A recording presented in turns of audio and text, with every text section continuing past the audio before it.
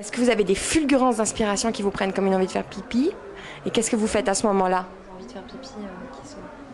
T'as pas entendu la question? Si, complètement. Mais tu La veux pas réponse. répondre. Ok. Bah, ça dépend. C'est vrai qu'il y a des conneries quelquefois quand tu rentres de soirée ou de dîner un peu assez arrosé vers 3 h du matin. Tu as l'impression de partir dans une fulgurance créative. Mais rarement, elle devient intéressante le lendemain matin quand tu les écoutes, quoi.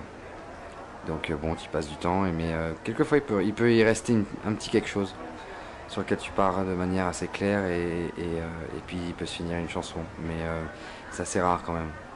Vous, quand vous décidez de poser votre voix sur la musique, c'est instinctif, c'est réfléchi? C'est instinctif et c'est pas réfléchi. Ça fait partie d'un... Bah, ça dépend, il y a deux choses. Il y a les concerts dans lesquels ça fait partie d'un catalogue musical dans lequel on reprend les textes que nous faisons sur l'album. Et puis quand c'est en DJ set, c'est plutôt un clin d'œil, un cliché par rapport à tous les anthèmes de musique électronique qui ont pu exister et qui peuvent se greffer finalement sur n'importe quel morceau de dance music qui ne sont pas les nôtres.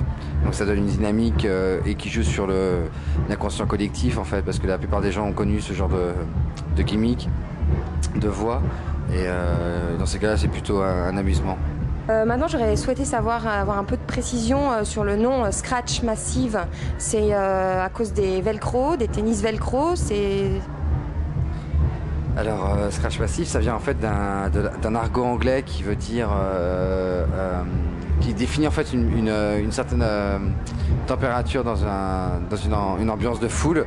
Et ça veut dire un pétage de plomb en fait. C'est qu'une Scratch Massive Crowd par exemple, c'est une foule qui part en délire.